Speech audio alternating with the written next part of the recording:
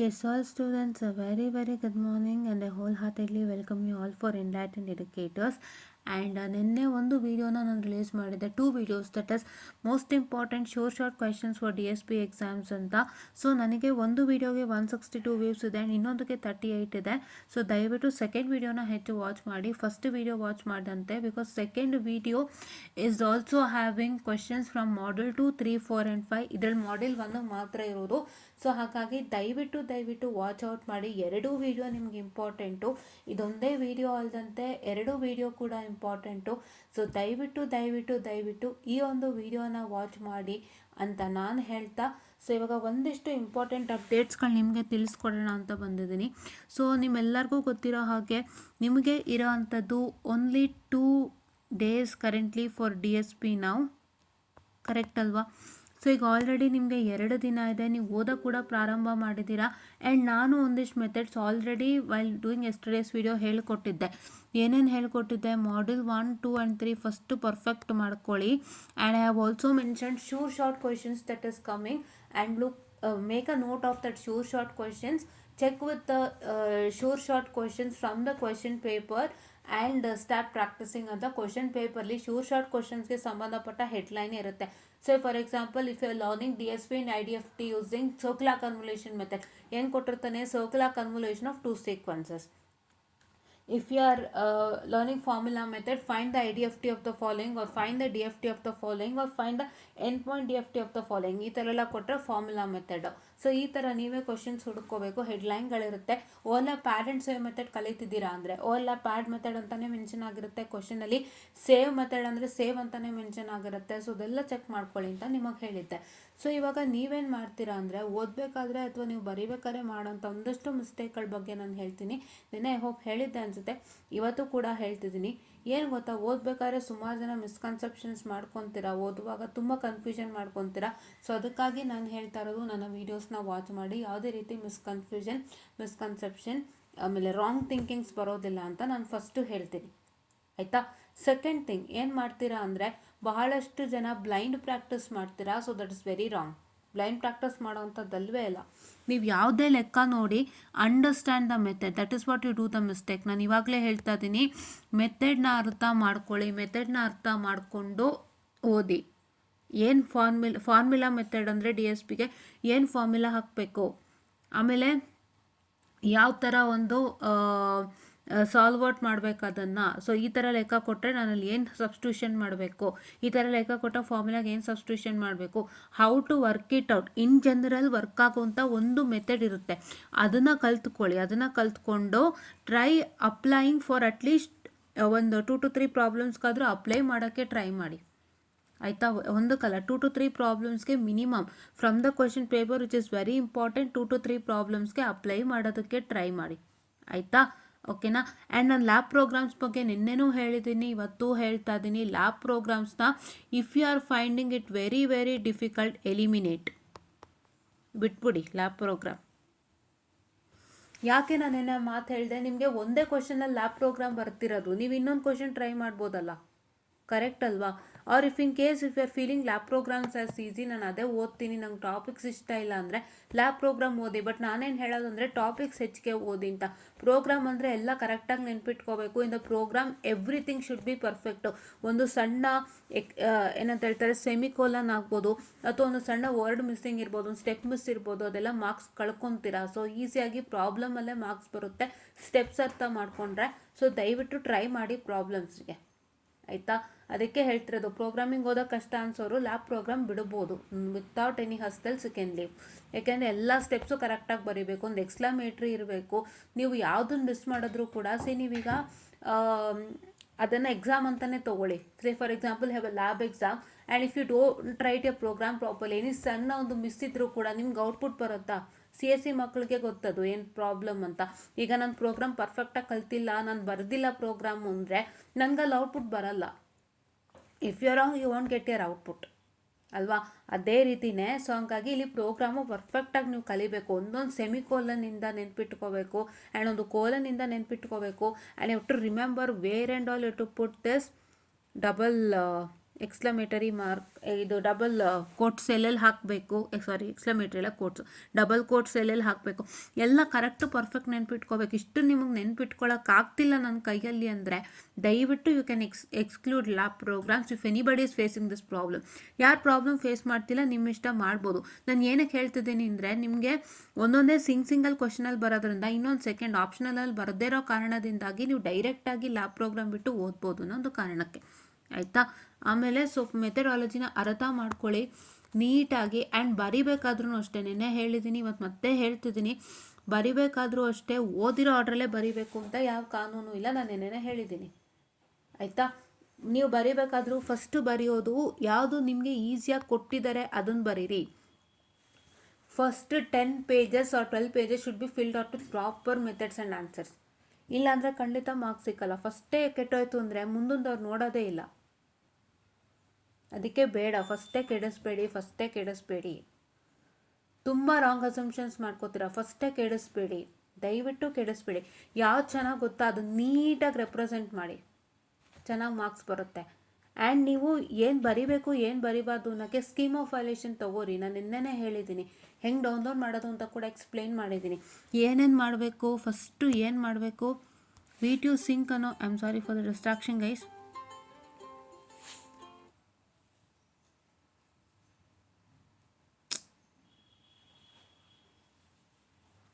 Even I switched off the internet, ads are coming. I don't know why.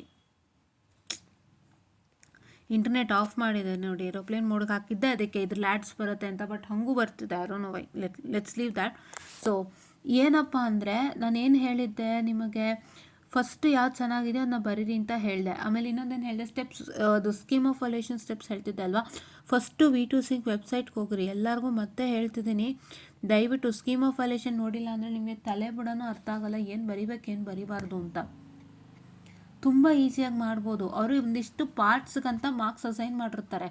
ಈಗ ಫಾರ್ಮುಲಾಗೆ ಇಷ್ಟು marks ಅಂತ assign ಮಾಡಿರ್ತಾರೆ, last ಆನ್ಸರ್ಗೆ ಇಷ್ಟು marks ಅಂತ ಅಸೈನ್ ಮಾಡಿರ್ತಾರೆ. ಆ್ಯಂಡ್ ಮಧ್ಯದಲ್ಲಿ ಫಾರ್ ಎಕ್ಸಾಂಪಲ್ ನಿಮ್ಗೆ ಏನಾದರೂ ಬರೋದಿರುತ್ತೆ, say for example you have to find something then the last step ಅಂತಂದಾಗ ಆವಾಗ ನಿಮ್ಗೆ ಏನಾಗುತ್ತೆ, ಮೇನ್ ಹೈಲೈಟ್ಸ್ ಎಲ್ಲ ಇಷ್ಟು ಮಾರ್ಕ್ಸು ಅಂತ ಹಾಕಿರ್ತಾರೆ. ಸೊ ಅದನ್ನು ಸ್ಯಾಟಿಸ್ಫೈ ಮಾಡಿರಿ, ನೀಟಾಗಿ ಅದನ್ನು ಸ್ಯಾಟಿಸ್ಫೈ ಮಾಡಿರಿ. ನೀವೇನು ಮಾಡ್ತೀರಾ ಅಂದರೆ, you need not to write all the multiplication and division. 2 4 8 ಬರೀತಾ ಕೂರ್ಬೇಕಂತೇನಿಲ್ಲ, 2 3 6 ಬರೀತಾ ಕೂರಬೇಕು ಅಂತೇನಿಲ್ಲ. ಸಿಂಪಲಾಗಿ ನೀವೇನು ಮಾಡ್ಬೋದು ಅಂದರೆ, ಫಾರ್ ಎನ್ಕೌಂಟ್ರಿಂಗ್ ಎನಿ ಮಲ್ಟಿಪ್ಲಿಕೇಶನ್ ಲೈಕ್ ಸೆ 2 3 2 4 ಎನ್ಕೌಂಟ್ರ್ ಮಾಡ್ತಿದ್ದೀರಾ, ಸಿಂಪಲ್ ಅಂದರೆ ಇಲ್ಲೇ 6 ಅಂತ ಹಿಂಗೆ ಫ್ಲವರ್ ಬ್ರಾಕೆಟಲ್ಲಿ ಹಾಕ್ಬಿಡ್ಬೋದು. ಈ ಥರ ಎಲ್ಲ ಮಾಡಿಕೊಂಡು ತುಂಬ ಈಸಿಯಾಗಿ ನೀವು ಬರಿಬೋದು. ದಯವಿಟ್ಟು ಅರ್ಥ ಮಾಡ್ಕೊಳ್ಳಿ, time consumption is very important here. ನೀವು ತುಂಬ ಟೈಮ್ ವೇಸ್ಟ್ ಆಗೋದು ಎಲ್ಲಿ ಗೊತ್ತಾ, ಯಾವುದಕ್ಕೆ ಟೈಮ್ ವೇಸ್ಟ್ ಆಗುತ್ತೆ ಅಂದರೆ DIT ಆ್ಯಂಡ್ DIF FFT. ನಾನು ಗಮನಿಸಿದ್ದೀನಿ ಇದನ್ನ, ನಾನು ಇದನ್ನ ಲಾಸ್ಟಲ್ಲೇ ಬರೆದಿತ್ತು, ಆಯಿತಾ. ಆ್ಯಂಡ್ ನಾನು ಹೇಗೆ ಬರೆದಿದ್ದೆ ಅಂದರೆ ಈ ಥರ ಬರೆದಿದ್ದೆ, ನಾಟ್ ಲೈಕ್ ಸ್ಟ್ರೈಟಾಗಿ ಬರ್ಕೊಂಡು ಹೋಗಿಲ್ಲ, ನಾನು ಅಡ್ಡ ಬರೆದಿದ್ದೆ, ಓಕೆನಾ. ನಾನು ಅಡ್ಡ ಬರೆದಿದ್ದೆ, ಆಯಿತಾ. ಸೊ ಈ ಥರ ನಾನು ಬರೆದಿದ್ದಾಗ, ಈ ಥರ ನಾನು ಏನಕ್ಕೆ ಬರೆದೆ ಅಂತಂದರೆ, ಅಡ್ಡ ಬರೆದ್ರೆ ಕಂಪ್ಲೀಟ್ ಪೇಜ್ ಇದಾಗುತ್ತೆ ಅನ್ನೋ ಥರ, ಅಂದರೆ ಕಂಪ್ಲೀಟ್ ಪೇಜ್ ಯೂಸ್ ಆಗುತ್ತೆ ಅನ್ನೋ ಥರ.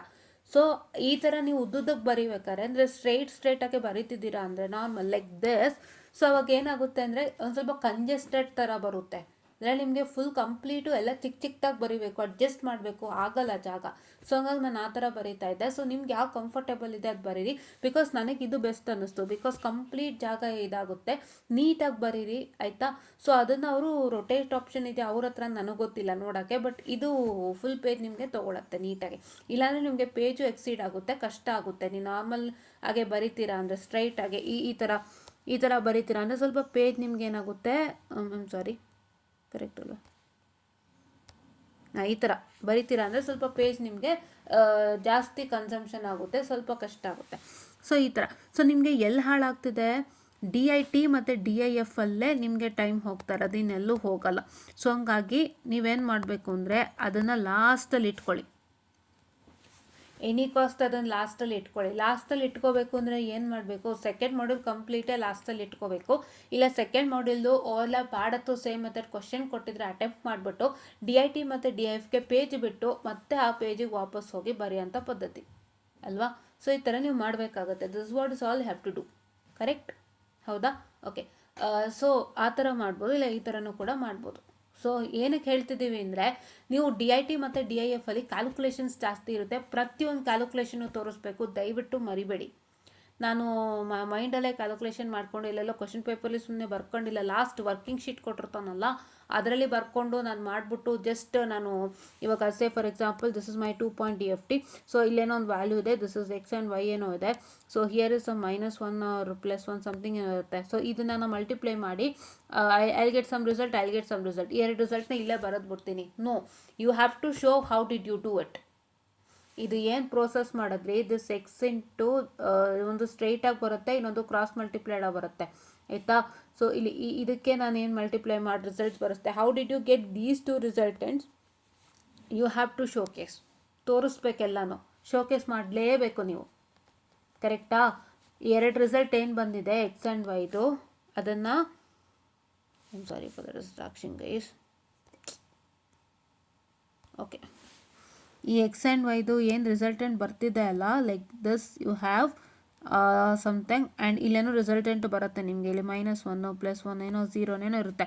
ಸೊ ಅದ್ರ ಪ್ರಕಾರ ಅರ್ಥ, ನೀವು ಇದು ಮಲ್ಟಿಪ್ಲೈ ಮಾಡಿದಾಗ ಇಲ್ಲಿ ಏನೇನು ರಿಸಲ್ಟ್ಸ್ ತಂದಿದ್ದೀರಾ, ಸೊ ಅದ್ರದ್ದೆಲ್ಲನೂ ನೀವು ಹೆಂಗೆ ಬಂತು ರಿಸಲ್ಟು ಅಂತ ತೋರಿಸ್ಬೇಕಾಗುತ್ತೆ. To showcase the results by the calculation itself. ಪ್ರತಿಯೊಂದ್ರದ್ದು ಕ್ಯಾಲ್ಕುಲೇಷನ್ ತೋರಿಸ್ಲೇಬೇಕಾಗತ್ತೆ. Mention 2.DFT and its calculations, complete 2.DFT ಅಂತ ಬರೆದು number 1 number 2. How many 2.DFTs are there? 4 ಇರುತ್ತೆ, ಬಿಕಾಸ್ 8 ಅಲ್ವಾ, ಸೊ ಅದಕ್ಕೆ 4 ಇರುತ್ತೆ. ಇದೇ ಥರ ಸ್ಟ್ರಕ್ಚರು 4 ಇರುತ್ತೆ ಈ ಥರ ಸ್ಟ್ರಕ್ಚರು. ಸೊ ಹಾಗಾಗಿ ಅದರದ್ದು ಕಂಪ್ಲೀಟ್ ಎಕ್ಸ್ಪ್ಲನೇಷನ್ ಬರೀತೀರಿ. And then for the 4.DFT once again you mention and write the calculation. For the 8.DFT mention and write the calculation. ಇದಕ್ಕೆ ಟೈಮ್ ಹಿಡಿಯುತ್ತೆ. ನೀಟಾಗಿ ನೀವು 4 ಸತಿ ನೋಡಿ ಕ್ಯಾಲ್ಕುಲೇಷನನ್ನು ಮಾಡಬೇಕಾಗುತ್ತೆ. ಸೊ ಹಂಗಾಗಿ ಅದಕ್ಕೆ ನಾನು ಏನು ಹೇಳಕ್ಕೆ ಬಯಸ್ತೀನಿ ಅಂದರೆ, ದಯವಿಟ್ಟು DIT ಆ್ಯಂಡ್ DIF FFTನ ಲಾಸ್ಟಿಗೆ ಇಟ್ಕೊಳ್ಳಿ. ಲಾಸ್ಟಿಗೆ ಇಟ್ಕೋಬೇಕು ಅಂದರೆ ನೀವೇನು ಮಾಡಬೇಕು, ಬೇಗ ಎಲ್ಲನೂ ಮುಗಿಸ್ಬೇಕು. ಅದಕ್ಕೆ ಮಿನಿಮಮ್ ನೀವು ಹಾಫ್ ಆನ್ ಅವರ್ ಆದರೂ ಕೊಡಲೇಬೇಕು. ಮ್ಯಾಮ್ ಎಲ್ಲ ಮಾಡ್ತಾ ಟೈಮ್ ಹೊಟ್ಟೋದ್ರೆ ಅದು ಯೋಚನೆ ಬರುತ್ತೆ. ಅದಕ್ಕೆ ನೀವು ಚೆನ್ನಾಗಿ ಪ್ರಿಪೇರ್ ಆಗಿರ್ಬೇಕಷ್ಟೇ, ಬೇರೆ ದಾರಿನೇ ಇಲ್ಲ. ನೀವು ಪ್ರಿಪೇರ್ ಆಗಿಲ್ಲ ಅಂದಾಗ then it is a problem ಅಷ್ಟೇ. ನೀವು ಪ್ರಿಪೇರ್ ಆಗಿಲ್ಲ ಅಂದಾಗ problem. Say for example, if you are not prepared for much things, ನನಗೆ ಒಂದು ಸ್ವಲ್ಪಕ್ಕೆ ಪ್ರಿಪೇರ್ ಆಗಿದ್ದೀನಿ ಅಂತಂದಾಗ, say for example if you are completely prepared for, ನಾನೀಗ ಮಾಡ್ಯೂಲ್ 1 ಸ್ವಲ್ಪ ಪ್ರಿಪೇರ್ ಆಗಿದ್ದೀನಿ, 2 ಅಲ್ಲಿ ಒಂದು ಕ್ವಶನ್ ಪ್ರಿಪೇರ್ ಆಗಿದ್ದೀನಿ, 3 ಅಲ್ಲಿ ಪ್ರಿಪೇರ್ ಆಗಿದ್ದೀನಿ, 4 and 5 ನಾನು ಅಷ್ಟು ಮಟ್ಟಕ್ಕೆ ಪ್ರಿಪೇರ್ ಆಗಿಲ್ಲ ಅಂದರೆ, ನೀವು ಎಷ್ಟಕ್ಕೆ ಪ್ರಿಪೇರ್ ಆಗಿದ್ರೆ ಅಷ್ಟಕ್ಕೆ ಬರೀತಿದ್ದೀನಿ ಅಂತಂದರೆ, ಆವಾಗ ಬೇಕಾದರೆ ನೀವು DIT ಆ್ಯಂಡ್ DIFನ ತೊಗೋಬೋದು at any point of time if you feel. Because ನೀವು ಪ್ರಿಪರೇಷನ್ನೇ ಕರೆಕ್ಟಾಗಿ ಮಾಡಿರೋದಿಲ್ಲಲ್ಲ. If you have prepared completely, ನೀವು ಕಂಪ್ಲೀಟಾಗಿ ಪ್ರಿಪೇರ್ ಆಗಿದ್ದಾಗ ಬೇಕಾದ್ರೆ ಲಾಸ್ಟಲ್ಲಿ ತೊಗೊಳ್ಳಿ DIT ಆ್ಯಂಡ್ DIF. ಬಿಕಾಸ್ ನಿಮಗೆ ಎಲ್ಲನೂ ಪ್ರಿಪೇರ್ ಆಗಿರ್ತೀರ, ನಿಮಗೆ DIT ಮತ್ತು DIF ಅಲ್ಲಿ ಟೈಮ್ ಹಾಳಾಗೋದ್ರೆ ಬೇರೆದಕ್ಕೆ ಸಮಸ್ಯೆ ಆಗ್ಬೋದು. ಅದಕ್ಕೋಸ್ಕರ ಪ್ರತಿಯೊಂದಕ್ಕೂ 10 ಮಿನಿಟ್ಸ್ ಟೈಮ್ ಅಥವಾ 15 ಮಿನಿಟ್ಸ್ ಟೈಮನ್ನು ಸ್ಕೆಡ್ಯೂಲ್ ಮಾಡಿಕೊಂಡು ಬೇಗ ಬರೆದು ಮುಗಿಸಿ, ಅದಕ್ಕೆ ನೀವು ಜಾಸ್ತಿ ಟೈಮ್ ಕೊಡಿ ಎಲ್ಲ ಓದಿದ್ದೀರಾ ಅಂದರೆ. If in case if I have not studied everything, ನಾನು ಚೂರ ಓದಿದ್ದೀನಿ, ಇಷ್ಟಿಷ್ಟೇ ನಾನು ಪಿಕ್ ಮಾಡಿದ್ದೀನಿ ಅಂದರೆ, ನೀವು ಎಷ್ಟು ಪಿಕ್ ಮಾಡಿದ್ದೀರಾ ಅಷ್ಟನ್ನು ಬರೆದ್ಬಿಟ್ಟು ಲಾಸ್ಟಿಗೆ DIT ಮತ್ತು DIF FFTಗೆ ಬನ್ನಿ. ಫಸ್ಟು ಪಿಕ್ ಮಾಡಿರೋದನ್ನೆಲ್ಲ ಬರೆದ್ಬಿಡಿ. ನೀವೇನೇನು ಓದ್ಕೊಂಡು ಹೋಗಿದ್ದೀರಾ ಅಷ್ಟನ್ನು ಫಸ್ಟ್ ಫಿನಿಶ್ ಮಾಡಿಬಿಟ್ಟು ಆನಂತರ DIT ಮತ್ತು DIFಗೆ ಬನ್ನಿ. ಇಲ್ಲ ನಾನು ಓದಿರೋದ್ರಲ್ಲೂ ಒಂದು ಸ್ವಲ್ಪ ಕಡಿಮೆನೇ ಕೊಟ್ಟಿದ್ದಾರೆ, ಇಲ್ಲಿ ನಮಗೆ ನಾವು ಓದಿದ್ದೇ ಬೇರೆ, ಇಲ್ಲಿ ಬಂದಿರೋದೇ ಬೇರೆ ಅಂದರೆ, ನಿಮಗೆ ಏನೇನು ಗೊತ್ತಾಗುತ್ತೆ ಅದನ್ನು ಬರೆದು ಆಮೇಲೆ ಇದಕ್ಕೆ ಬನ್ನಿ, ಆಯಿತಾ. ಏನಕ್ಕೆ ಅಂದರೆ ದಿಸ್ ಇಸ್ ಟೈಮ್ ಕನ್ಸ್ಯೂಮಿಂಗ್ ಅನ್ನೋ ಒಂದೇ ಕಾರಣಕ್ಕೆ ನಾನು ಹೇಳ್ತಾ ಇದ್ದೀನಿ. ದಯವಿಟ್ಟು ಇದನ್ನ ಫಸ್ಟೇ ತೊಗೋಬೇಡಿ, ತಲೆ ಕೆಟ್ಟೋಗುತ್ತೆ, ಫಸ್ಟೇ ತೊಗೋಬೇಡಿ, ಆಯಿತಾ. ಇದೊಂದು ಮಾಹಿತಿ, ಓಕೆನಾ. ಆ್ಯಂಡ್ ಇನ್ನೊಂದು ಮಾಹಿತಿ ಏನು ಅಂತ ಹೇಳಿದ್ರೆ ನಿಮಗೆ ನೀಟಾಗಿ ಫಾರ್ಮುಲಾಗಳನ್ನ ಪ್ರಾಕ್ಟೀಸ್ ಮಾಡಿ. ಫಾರ್ಮುಲಾ ನಾನು ನಿನ್ನೆನೂ ಹೇಳಿದ್ದೀನಿ, ಇವತ್ತು ಮತ್ತೆ ಹೇಳ್ತಿದ್ದೀನಿ, ಫಾರ್ಮುಲಾಗಳನ್ನ ಪ್ರಾಕ್ಟೀಸ್ ಮಾಡಿ. ಸೊ ಫಾರ್ಮುಲಾ ಪ್ರಾಕ್ಟೀಸ್ ಮಾಡೋದ್ರಿಂದ ಏನಾಗುತ್ತೆ, ಈಸಿಯಾಗಿ ನಿಮಗೆ ಗೊತ್ತಾಗುತ್ತೆ ಏನೇನು ಫಾರ್ಮುಲಾಗಳು ಎಲ್ಲಿ ಹಾಕಬೇಕು ಏನು ಆಯಿತಾ. ಪ್ರತಿಯೊಂದು ಫಾರ್ಮುಲಾ ಟರ್ಮು ನೆನಪಿನಲ್ಲಿ ಇಟ್ಕೊಳ್ಳಿ. ಆ್ಯಂಡ್ ದಯವಿಟ್ಟು ಥಿಯರಿ ನೆನಪಿನಲ್ಲಿ ಇಟ್ಕೊಳ್ಳಿ. ನಾನು ನಿನ್ನೆನೂ ಹೇಳಿದ್ದೀನಿ, ಇವತ್ತು ಮತ್ತೆ ರಿಪೀಟ್ ಮಾಡ್ತಾ ಇದ್ದೀನಿ, ಥಿಯರಿ ಕೂಡ ಜ್ಞಾಪನದಲ್ಲಿ ಇಟ್ಕೊಳ್ಳಿ. ಥಿಯರಿ ಅಂದರೆ ಏನು ನಾನು ಹೇಳಿದೆ ನಿಮಗೆ, ಯಾವುದು periodic and non periodic, even and odd ಮತ್ತು ಎನರ್ಜಿ ಆ್ಯಂಡ್ ಪವರ್ ಸಿಗ್ನಲ್ದು ಥಿಯರಿ ಜ್ಞಾಪನ ಇಟ್ಕೊಳ್ಳಿ. ಫಾರ್ಮುಲಾ ಪ್ಲಸ್ ಪ್ರಾಬ್ಲಮ್ ಅಂತ ಹೇಳಿದ್ದೀನಿ, ಅದು ನೀವು ಮಾಡಬೇಕು. ಆ್ಯಂಡ್ ಮತ್ತೆ ಓವರ್ಲ್ಯಾಪ್ ಪ್ಯಾರೆಂಟ್ ಸೇವ್ ಮೆಥಡ್ದು ಹೇಳಿದೆ, ಥಿಯರಿ ಹೆಂಗೆ ನೆನಪಿಟ್ಕೋಬೇಕು ಅಂತ. ಮತ್ತೆ ತಿರ್ಗಾ ನಿಮಗೆ ಲೀನಿಯರ್ ಟ್ರಾನ್ಸ್ಫಾರ್ಮೇಷನ್ದು, ಅಂದರೆ ಲೀನಿಯರ್ ಟ್ರಾನ್ಸ್ಫಾರ್ಮೇಷನ್ ಅಂದರೆ ಮ್ಯಾಟ್ರಿಕ್ಸ್ ಮೆಥಡ್ ಟೈಪ್ ಬರುತ್ತೆ. So DFT as A linear transformation ಅಥವಾ DSP as A linear transformation ಅಂತ ಏನೋದಿಲ್ಲ ಅದರಲ್ಲಿ. ಸೊ ಅದು ಮ್ಯಾಟ್ರಿಕ್ಸ್ ಮೆಥಡ್ ಬರುತ್ತೆ. ಅದೊಂದು ಫಾರ್ಮುಲಾ ನ್ಯಾಪ್ನ ಇಟ್ಕೊಳ್ಳಿ ಹೇಗೆ ಮಾಡೋದು ಅಂತ. ಜನರಲ್ ಫಾರ್ಮುಲಾ ಮತ್ತು overlap add and save method. ಯಾವ್ಯಾವುದು ಓವರ್ಲ್ಯಾಪ್ ಆ್ಯಡ್ ಆ್ಯಂಡ್ ಸೇವ್ ಮೆಥಡ್ದು ಜನರಲ್ ಥಿಂಗ್ ವಿತ್ ಫಸ್ಟೇ ಬರ್ಸಿರ್ತಾರೆ ನಿಮಗೆ ಅದರದ್ದು ಸ್ಟ್ರಕ್ಚರ್ ಜನರಲ್, ಅದು ಬರಿಬೇಕು. ಮತ್ತು DIT ಮತ್ತು DIFದು ಜನರಲ್ ಸ್ಟ್ರಕ್ಚರ್ 8.EFT ಇದು ಕಂಪ್ಲೀಟ್ ಜನರಲ್ ಸ್ಟ್ರಕ್ಚರ್. ಇಷ್ಟನ್ನು ಓದ್ಕೊಂಡು ಹೋಗಲೇಬೇಕು, ಮಿಸ್ ಮಾಡಬೇಡಿ. ಯಾವ ಥಿಯರಿ ಬೇಕನ್ನ ಕೊಡ್ಬೋದು. ಆಮೇಲೆ ನಿಮಗೆ sampling and reconstruction is very important, ಅದನ್ನು ಕೂಡ ನೋಡ್ಕೊಳ್ಳಿ ಆಯಿತಾ. ಇಷ್ಟನ್ನು ಫಾಲೋ ಅಪ್ ಮಾಡಿ. ಆ್ಯಂಡ್ ಬರಿಬೇಕಾದ್ರೆ ನೀಟಾಗಿ ಕ್ಯಾಲ್ಕುಲೇಷನನ್ನು ಮಾಡಿ. Don't get into hurry and don't get into any of the problem. So ತುಂಬ ಟೆನ್ಷನ್ ಮಾಡ್ಕೊಂಡು ಒಳಗೆ ಹೋಗಬೇಡಿ, ಕನ್ಫ್ಯೂಷನ್ ಮಾಡ್ಕೊಂಡು ಒಳಗೆ ಹೋಗಬೇಡಿ. ಕ್ವಶನ್ ಓದಿ ನೀಟಾಗಿ. ತುಂಬ ಡೈರೆಕ್ಟಾಗಿ ಕೊಡ್ತಾನೆ, ಏನಂತ ಕಾಂಪ್ಲೆಕ್ಸಿಟಿ ತಿರುಗಿಸಿ ಮುರುಗಿಸಿ ಮಾಡೋದು ಅವೆಲ್ಲ ಏನೂ ಇಲ್ಲ, ಡೈರೆಕ್ಟಾಗಿ ಕೊಡ್ತಾನೆ. ಬಟ್ ಕ್ವಶನ್ ನಂಬರ್ಸ್ ಚೇಂಜ್ ಇರುತ್ತೆ ಅಷ್ಟೇ. ನೀವೆಷ್ಟು ಚೆನ್ನಾಗಿ ಪ್ರಾಕ್ಟೀಸ್ ಮಾಡ್ತೀರಾ ಅಷ್ಟು ಚೆನ್ನಾಗಿ DSPಯನ್ನು ಬರಿಬೋದು. ಸೊ ದಯವಿಟ್ಟು please to make sure that you do it well. ತುಂಬ ಚೆನ್ನಾಗಿ ಮಾಡ್ತೀರಾ ಅಂತ ನಾನು ನಂಬ್ಕೊಂಡಿದ್ದೀನಿ. And I kindly request you all to make sure that you just get into what I can say good results ಅಂತ ನಾನು ಹೇಳ್ತಾ. ಸೊ ಮತ್ತು ನಾವು DC ಒಂದು ಬಾಕಿ ಇದೆ, ಅದಕ್ಕೆ ನಾನು ಬರ್ತೀನಿ. ಏನೇನು ಮಾಡಬೇಕು ಏನು ಮಾಡಬಾರ್ದು ಅಂತ ಖಂಡಿತ ಹೇಳ್ತೀನಿ. ಸುಮಾರು ಜನ ಕೇಳಿದ್ದೀರಾ. ಆ್ಯಂಡ್ ಇದರಲ್ಲಿ I hope you all got these basics that you have to know ಆಯಿತಾ. ಸುಮಾರು ಜನಕ್ಕೆ ಹೆಂಗೆ ಸ್ಟಾರ್ಟ್ ಮಾಡಬೇಕನ್ನೋದೇ ಗೊತ್ತಿರಲ್ಲ. ಅದಕ್ಕೋಸ್ಕರ ನಾನು ನಿನ್ನೆನೂ ವೀಡಿಯೋ ಮಾಡಿದ್ದೀನಿ, ಇವತ್ತು ವೀಡಿಯೋ ಮಾಡ್ತಾಯಿದ್ದೀನಿ. ನಿನ್ನೆ 2 ವೀಡಿಯೋ ಮಾಡಿದ್ದೀನಿ, ಇವತ್ತು 2 ವೀಡಿಯೋ ಮಾಡ್ತಾಯಿದ್ದೀನಿ. ಯಾಕೆಂದರೆ ಕೆಲವ್ರಿಗೆ ತುಂಬ ಗೊತ್ತಾಗ್ಬಿಟ್ಟಿರುತ್ತೆ ಆಲ್ರೆಡಿ. ಬಟ್ ಕೆಲವ್ರಿಗೆ ಪಾಪ ಝೀರೋ ಏನೂ ಗೊತ್ತೇ ಇರಲ್ಲ. ಪಾಪ ಒಂಥರ ಟೆನ್ಷನ್ ಆಗಿರ್ತಾರೆ, ಹೇಗೆ ಮಾಡಬೇಕು, ನನ್ನ ಕಾಲೇಜಲ್ಲೂ ಅಷ್ಟು ಪರ್ಫೆಕ್ಟಾಗಿ ಆಗಿರಲ್ಲ ಅಂತ. ಸೊ ಹಂಗಾಗಿ ಅಂಥವ್ರಿಗೆ ಇಂದು ವೀಡಿಯೋನ ಮಾಡಿದ್ದೀನಿ. ದಯವಿಟ್ಟು ವಾಚ್ ಮಾಡಿ, ಪ್ಲೀಸ್ ವಾಚ್ ಮಾಡಿ. ದಯವಿಟ್ಟು ವಾಚ್ ಮಾಡೋದ್ರ ಮುಖಾಂತರ ನಮಗೆ ಒಂದು ಸಪೋರ್ಟನ್ನು ಕೊಡಿ. ಆ್ಯಂಡ್ ಇನ್ನೂ ಹೆಚ್ಚಿನ ಫ್ರೆಂಡ್ಸಿಗೆ ಶೇರ್ ಮಾಡಿ, ತುಂಬ ಹೆಲ್ಪ್ ಆಗುತ್ತೆ. ಯಾರ್ಯಾರು ಪಾಪ ಕ್ಲಾಸಲ್ಲಿ ಏನೂ ಕೇಳಿರೋದಿಲ್ಲ, ಅರ್ಥ ಆಗಿರೋದಿಲ್ಲ, ತುಂಬ ಸ್ಟ್ರಗಲ್ ಮಾಡ್ತಿರ್ತಾರೆ, ಅವರಿಗೂ ಕೂಡ ನಮ್ಮ ಒಂದು ವೀಡಿಯೋನ ಶೇರ್ ಮಾಡಿ. ಆ್ಯಂಡ್ ನಮ್ಮ DSP ಪ್ಲೇಲಿಸ್ಟ್ ಕೂಡ ವಾಚ್ ಮಾಡಿ. ಪ್ರತಿಯೊಂದು ನೀಟಾಗಿ ಎಕ್ಸ್ಪ್ಲನೇಷನ್ ಮಾಡಿದ್ದೀವಿ. ಆ್ಯಂಡ್ ಆಲ್ ಎಕ್ಸಾಮಿನೇಷನ್ ಕ್ವಶನೇ ತೊಗೊಂಡಿದ್ದೀವಿ. ಆ್ಯಂಡ್ ನಾನು ಆಲ್ರೆಡಿ ಹೇಳಿದೆ ಟೆಕ್ನಿಕಲ್ ಪಬ್ಲಿಕೇಶನ್ ತೊಗೋರಿ ಅಂತ. ಯಾರು ತೊಗೊಂಡಿಲ್ಲ ದಯವಿಟ್ಟು ತೊಗೊಳ್ಳಿ. ಇವಾಗ ಇಟ್ಸ್ ಟೈಮ್ ನಾಟ್ ಟು ಯಾಕಂದರೆ ಆಲ್ರೆಡಿ ಟೈಮ್ ಆಗೋಗಿದೆ, ಈಗ ತೊಗೊಳ್ಳೋಂಥ ಸಮಯ ಅಲ್ಲ. ಬಟ್ ಅಟ್ಲೀಸ್ಟ್ ನಿಮ್ಗೆ ಏನಾದರೂ ಸಾಫ್ಟ್ ಕಾಪೀಸ್ ಸಿಕ್ಕಿದ್ರೆ ನಮ್ಮ ಗೂಗಲಲ್ಲಿ ಅದು ಕೂಡ ತೊಗೊಂಡು ಮಾಡ್ಕೊಳ್ಳಿ. ಸೊ ಇದಿಷ್ಟು ಇವತ್ತಿನ ಅಪ್ಡೇಟ್ ಆಗಿತ್ತು. ಸೊ DSPನ ನೀಟಾಗಿ ಬರೀರಿ, ದಯವಿಟ್ಟು ಅರ್ಥ ಮಾಡ್ಕೊಳ್ಳಿ. ಕಾನ್ಸೆಪ್ಟ್ಸು ಚೆನ್ನಾಗಿ ಮೆಥಡ್ ಅರ್ಥ ಮಾಡ್ಕೊಳ್ಳಿ, ಪ್ರತಿಯೊಂದು ಮೆಥಡ್ನು ತಿಳ್ಕೊಳ್ಳಿ. ಆ್ಯಂಡ್ ಇನ್ನೊಂದು ನಾನು ನಿನ್ನೆ ಒಂದು ಮೆನ್ಷನ್ ಮಾಡ್ತಾಯಿದ್ದೆ, overlap add and save method ಮತ್ತು DIT FFT DIF FFT ಮತ್ತು ನಿಮಗೆ ಯಾವುದದು ಮ್ಯಾಟ್ರಿಕ್ಸ್ ಮೆಥಡು ಮತ್ತು ಇದು ಯಾವುದು ನಮ್ಮ ಕಾನ್ಸೆಂಟ್ರಿಕ್ ಸರ್ಕಲ್ ಮೆಥಡು ಮತ್ತು ಫಾರ್ಮುಲಾ ಮೆಥಡು, ಇವಿಷ್ಟಕ್ಕೂ ಡಿಫ್ರೆನ್ಸ್ ಮಾಡ್ಕೊಳ್ಳಿ ಅಂತ ಹೇಳಿದೆ. DIT ಮತ್ತು DIF ಡಿಫ್ರೆನ್ಸಸ್ಸು, ಮತ್ತು overlap add and save method differences, ಮತ್ತು DFT ಆ್ಯಂಡ್ IDFT ಡಿಫ್ರೆನ್ಸಸ್ಸು, ಮತ್ತು 3 ಕಾನ್ಸೆಪ್ಟು ಡಿಫ್ರೆನ್ಸಸ್, ಇವೆಲ್ಲ ಡಿಫ್ರೆನ್ಸ್ ಮಾಡ್ಕೊಂಡಾಗ ನಿಮಗೆ ಹೇಗೆ ಮಾಡೋದು ಅಂತ ಗೊತ್ತಾಗುತ್ತೆ. ದಯವಿಟ್ಟು ಶಾರ್ಟ್ ನೋಟ್ಸ್ ಮಾಡ್ಕೊಳ್ಳಿ, ನೀಟಾಗಿ ಪ್ರಾಕ್ಟೀಸ್ ಮಾಡಿ, ಅರ್ಥ ಮಾಡ್ಕೊಳ್ಳಿ. ಐ ನೋ ಹೌ DSP ನಿಮ್ಗೆ ಹೇಗೆ ಅನ್ನಿಸ್ತಾ ಇರುತ್ತೆ ಅಂತ ನಂಗೆ ತುಂಬ ಚೆನ್ನಾಗಿ ಗೊತ್ತಿದೆ. ಸೊ ಹಾಗಾಗಿ ದಯವಿಟ್ಟು ಎಲ್ಲನೂ ನೀಟಾಗಿ ಪ್ರಾಕ್ಟೀಸ್ ಮಾಡಿ, ನೀಟಾಗಿ ಬರೀರಿ. Give the best of your presentation ಆಯಿತಾ. ಇವಾಗಲೇ ಹೇಳ್ತಾ ಇದ್ದೀನಿ, ನನ್ನ ವೀಡಿಯೋಸ್ನ ನೋಡಿದರೆ ನಿಮ್ಗೆ ಗೊತ್ತಾಗಿರುತ್ತೆ. ಅಷ್ಟೇ ಶಾರ್ಟ್ ಕ್ವಶನ್ ಓದಬೇಕು, ಎಲ್ಲೋ ಮೈಂಡ್ ಡೈವರ್ಟ್ ಆಗಬಾರ್ದು, ಮೈಂಡ್ ಎಲ್ಲೂ ಆಚೆ ಹೋಗಲೇಬಾರ್ದು. ಅದಕ್ಕೆ ಕೊಟ್ಟಿದ್ದು ಶಾರ್ಟ್ ಕ್ವಶನ್ನು. ಕೂತಾಗ ನಿಂತಾಗ ಯೋಚನೆ ಬರುತ್ತೆ, ಬೇಡ ಯೋಚನೆಗಳು ತೆಗೆದಾಕ್ರಿ. ಯೋಚನೆನ ಏನಕ್ಕೆ ಮಾಡ್ತೀರಾ ಯೋಚನೆ? ನಂಗೆ ಅದು ಬರುತ್ತೆ ಇದು ಬರುತ್ತೆ ಹಂಗಿರುತ್ತೆ ಹಿಂಗಿರುತ್ತೆ. ನೋ ಯೋಚನೆಸ್. ಯೋಚನೆಯಿಂದ ಮನಸ್ಸು ಹಾಳು, ಯೋಚನೆಯಿಂದ ಮನಸ್ಸು ಖಂಡಿತ ಹಾಳು. ಇದು ನನ್ನ ಎಕ್ಸ್ಪೀರಿಯೆನ್ಸು. ಯೋಚನೆಯಿಂದ ಮನಸ್ಸು ಹಾಳಾಗುತ್ತೆ, ಒಂಥರ ಟೆನ್ಷನ್ ಆಗುತ್ತೆ. ಆಮೇಲೆ ನಾವು ಅಷ್ಟೆಲ್ಲ ಯೋಚನೆ ಮಾಡಿ ಬಂದು ಎಕ್ಸಾಮ್ ಹಾಲಲ್ಲಿ ಕ್ವಶನ್ ಪೇಪರ್ ನೋಡಿದಾಗ ನಾನು ಏನು ಯೋಚನೆ ಮಾಡ್ದೆ ಅಂತ ಓದಿದ್ರು ಆಗೋದು ಅನಿಸುತ್ತೆ. ದಯವಿಟ್ಟು ಅಂಥ ಕೆಲಸಕ್ಕೆ ಕೈ ಹಾಕ್ಬಿಡಿ. Don't make your mind go anywhere. Keep your mind in your fixed time schedules and make sure that you practise according to that ಅಂತ ಹೇಳ್ತಾ. So I just find up the session all students. And ಒಂದಿಷ್ಟು ಮಾಹಿತಿಯನ್ನು ನಾನು ನೀಡಿದ್ದೀನಿ ಅಂತ ನಾನು ಅಂದ್ಕೊತೀನಿ. So ಎಲ್ಲ ಮಾಹಿತಿಯನ್ನು ನೀವು ಆದಷ್ಟು ಪಾಲಿಸಿ ಅಂತ ಹೇಳ್ತಾ I just find up the session all and thank you.